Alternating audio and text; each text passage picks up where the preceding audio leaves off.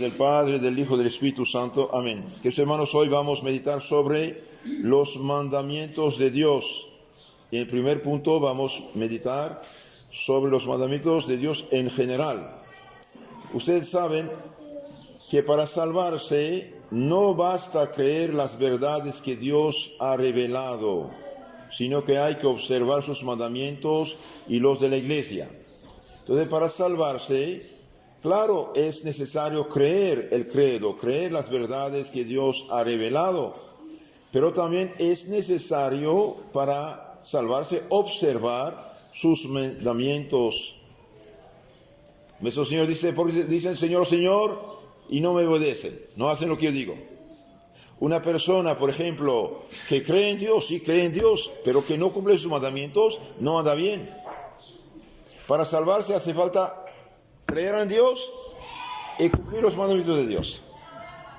Y para poder cumplir los mandamientos de Dios, necesita esta persona también recibir la gracia de Dios, la ayuda de Dios mediante los sacramentos. Como un carro.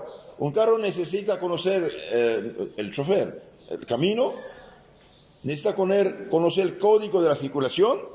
Cuando dice cuidado, 30 kilómetros por hora, por ejemplo, no puede hacer 120 en la curva. ¿Por qué? Porque si hace 120 va a caer en el barranco. Pero el carro, aunque tenga los carriles del camino, aunque tenga, camine y conozca las indicaciones, necesita también gasolina. Si no tiene gasolina, no avanza. Y la gasolina, en este caso, son los sacramentos. La gasolina son los sacramentos. Entonces, para salvarse, no basta creer las verdades que Dios ha revelado, sino que hay que observar sus mandamientos y los de la iglesia. Porque los de la iglesia no hay nada nuevo. La iglesia, como es madre y como es maestra encargada por Cristo de enseñar a los pueblos, cuando nuestro Señor subió al cielo, ¿qué dijo a los apóstoles? Vayan en todo el mundo y prediquen el Evangelio. El Evangelio es el libro, es la doctrina de Cristo, porque en ese momento no hay libro escrito. Predican el Evangelio a todas las naciones, bautizan los nombres del Padre, del Hijo y del Espíritu Santo. Bien, y enseñándoles a observar todo cuanto os he dicho. Por ejemplo, Cristo dice, el capítulo 6 de San Juan, el que no come mi cuerpo y no bebe mi sangre, no tiene vida eterna. Entonces la iglesia, mirando que tiene unos hijos flojos, tibios, inconscientes, entonces dije, mire, en tiempo de Cuaresma, Pascua, el que no comulga y no confiesa sus pecados para ser regenerado, purificado, hace un pecado. No es que la iglesia diga hace pecado, es Cristo que dice, porque el que no come mi cuerpo, no vive mi sangre, no tiene la vida eterna. Entonces, está en pecado. Entonces, la iglesia añadió unos mandamientos que explicitan el Evangelio. No es algo nuevo. Los mandamientos de la iglesia son mandamientos que explicitan la ley de Dios. Bueno, esto era una paréntesis. ¿Cuántos mandamientos hay? Son 10, y estos mandamientos reciben el nombre de decálogo. Decálogo en griego, deca significa 10. De ahí la palabra 10 mandamientos. Decálogo.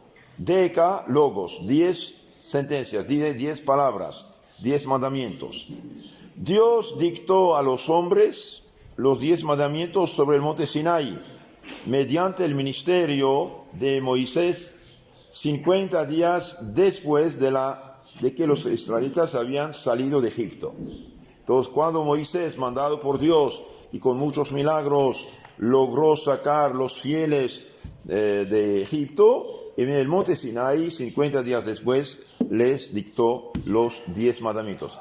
Pero cuidado, estos mandamientos están grabados en la conciencia de cada hombre.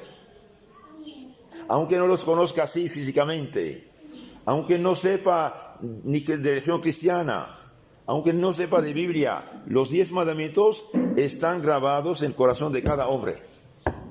Y se resumen en pocas palabras: hacer el bien, evitar el mal. Lo que se llama ley natural. Ley natural. Hacer el bien, evitar el mal. ¿Por qué? Porque el creador del cosmos, el creador de estas cosas maravillosas que cada vez que se descubren, de esas galaxias, de estos sistemas solares, etc., todo obedece al orden que Dios ha puesto. Y todo es matemático. Entonces creó el hombre libre, no de libertad absoluta, claro, pero libre de responder de sus actos, y para ayudarlo puso en su conciencia, puso en su alma una lucecita ahí que dice: cuidado, cuidado, cuidado, haga el bien, evite el mal. Eso se llama ley natural. Y la ley natural nadie puede cambiarla. Por ejemplo, la función del ojo es ver. La función del estómago es digerir la comida. La función del corazón es mandar la sangre para dar vida. Cada cosa tiene su función. La ley natural nadie puede cambiarla. Por ejemplo, la gasolina es excelente para el carro.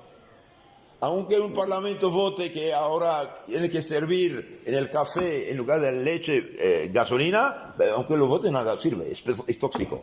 Con otras palabras, lo que es tóxico siempre será tóxico y nadie puede cambiar su naturaleza. Aunque un loco diga: no, para mí no es tóxico, puede decirlo, pero se intoxica. ¿Sí? Entonces la ley de Dios, los mandamientos de Dios están resumidos en pocas palabras: hacer el bien, evitar el mal, la ley natural. Y por desgracia hoy, debido a la locura del subjetivismo de Lutero, del protestantismo, la filosofía, es decir, el conocimiento para la inteligencia humana fue intoxicada, y bien, la filosofía actual es falsa. Son locuras. Y debido a que la filosofía es falsa, bien hacen locuras los hombres, y van a las locuras, y van a hacer una catástrofe. La ley natural. En la filosofía se llama la filosofía realista de Aristóteles y Santo Tomás de Aquino. Hoy está eliminado esto. Y por haber sido eliminado, estamos en los problemas que conocemos. Ya no hay ley moral. Es una catástrofe. Un día San Francisco Javier, cuando estaba en Japón, de misionero, habló con los monjes budistas y les dijo: mire, hay pecado. No, nosotros no creemos en esas cosas. Entonces el santo le dijo: oye, ¿y cuándo haces tal cosa? ¿Por qué te escondes?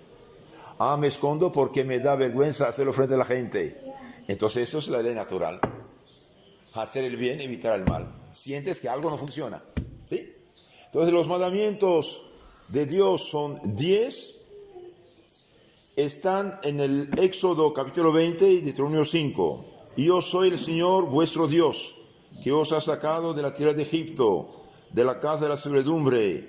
No tendrás otros dioses delante de mí. Y después sigue: y no harás imagen de las cosas que están en el cielo, en la tierra, bajo el agua. Y valiéndose de esta palabra, todos esos pobrecitos que no entienden nada de la Biblia atacan a sus hermanos católicos que consideran idólatra. No, señores. El texto, y cuando dice: yo soy el Señor tu Dios, no tendrás dioses ajenos de mí, no hará imagen de ¿qué? De dioses ajenos. Cuando en la Biblia dice no harás imagen, no habla en absoluto de los santos, para nada del mundo. Habla de los dioses ajenos. Entonces, si un protestante dice que los católicos adoran ídolos, que tienen ídolos, adoran imágenes, o no sabe lo que dice, es un ignorante, y un ignorante no tiene derecho a la palabra. Es un ciego, o es un perverso que miente. En este caso, tiene grande pecado, porque imita al demonio, padre de mentira. Y yo soy el Señor tu Dios, que te sacó de Egipto, no tendrás dioses delante de mí. Dioses, ¿qué son dioses? Los dioses no existen. Es el problema. Los dioses paganos no existen. El sol no es Dios. La luna no es diosa. Cual cosita no es Dios. No es posible. Son criaturas de Dios. Pero el demonio, aprovechando de la ignorancia humana y perversidad de los hombres, les puso en la cabeza que eran dioses y hacía brujería y hechicería con esta gente, y finalmente exigía de ellos sacrificios, y de vez en cuando hacía unas cositas para revelar esas cositas, y la gente pensaba que eran dioses. No es verdad. Los dioses de las naciones son demonios. Los sacrificios que ofrecen los paganos no es a Dios, a los demonios que lo ofrecen. Un Dios es algo que no es Dios y que hacen pasar por Dios. Ese es el problema. Los santos no son dioses. Aprovecho también para clarificar la palabra adorar. Adorar a Dios solo. ¿Qué es adorar a Dios? Noten, esto es importante. Adorar a Dios es reconocerlo y honrarlo como Señor y Creador nuestro. Ningún católico jamás dijo que la Virgen lo ha creado. Sí, claro. Entonces nos hace un drama donde no hay ningún problema. Pero con astucia para quitar la fe de la gente y darle una falsa fe. Y ahí está lo diabólico. Por eso fundar una secta, fundar una disque iglesia, es 1000 veces peor que hacer un aborto, adulterio, borrachera, etc. Sí, pecado gravísimo contra el primer mandamiento. Introducen cultos inventados, falsos, que no agradan a Dios para nada del mundo. Por eso un católico nunca debe aceptar a esta gente que viene a rezarte, a hacerte cositas así. No, señores. Más bien es todo que los usa. Primer mandamiento. Segundo, no tomarás el nombre de Dios en vano, es decir, en mentira. Acuérdate de santificar el día del sábado. El día del sábado en el Antiguo Testamento es día del Señor. Pero debido a que Cristo resucitó el domingo y debido a que el Espíritu Santo de Cristo vino sobre los apóstoles el domingo, entonces el sábado pasó a ser domingo. No hay ningún problema. Santificarás un día, lo santificamos. ¿Y acaso Dios no puede cambiar un día por otro? Sí. ¿Cuál es tu problema? Hay una secta que se llama los sabatistas, pobrecitos. Cuarto, honra a tu padre y a tu madre a fin de que vivas largo tiempo en la tierra.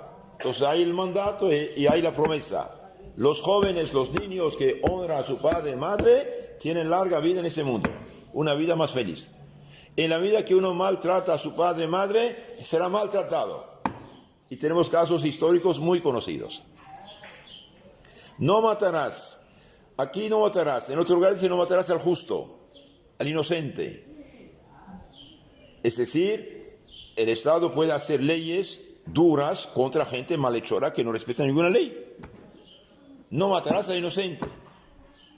Por ejemplo, si la ley dice, el que secuestra gente, el que viola mujeres en la calle, no sé qué, pena de muerte, y una persona lo hace a pesar de todo, bien, la ley puede quitarle la vida. ¿Por qué? Porque él mismo se pone fuera de la ley.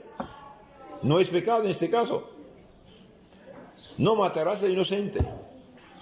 No cometerás fornicación, no hurtarás, no levantarás falso testimonio contra tu prójimo, no desearás la mujer de tu prójimo, ni su esposo también, no desearás su casa, ni su siervo, ni su sierva, ni su buey, ni su asno, ni nada de que sea de tu prójimo. Entonces, 10 mandamientos que es el código, puede decir, de la felicidad, porque el que cumple los mandamientos de Dios está en orden. Y los que no cumplen los mandamientos de Dios están en desorden. Y sufren, y hacen sufrir. Veamos un poco más a fondo. Dios grabó el decálogo en 2 tablas de piedra. En la primera estaban los 3 primeros mandamientos que se refieren a Dios. La segunda contenía los 7 últimos mandamientos que se refieren al prójimo. Aquí es algo muy interesante esto. Primera tabla 3 para con Dios. Segunda tabla 7 con el prójimo. Y bien, los 7 mandamientos que protegen al prójimo sacan su firmeza de los 3 primeros con Dios. Pero si usted rechaza a Dios, ya no cree en Dios, ya no tiene sentido los demás mandamientos. Por eso una moral sin Dios es humana, no vale nada en sí. No vale nada. Los 3 primeros mandamientos dan sustento, fortaleza a los otros mandamientos.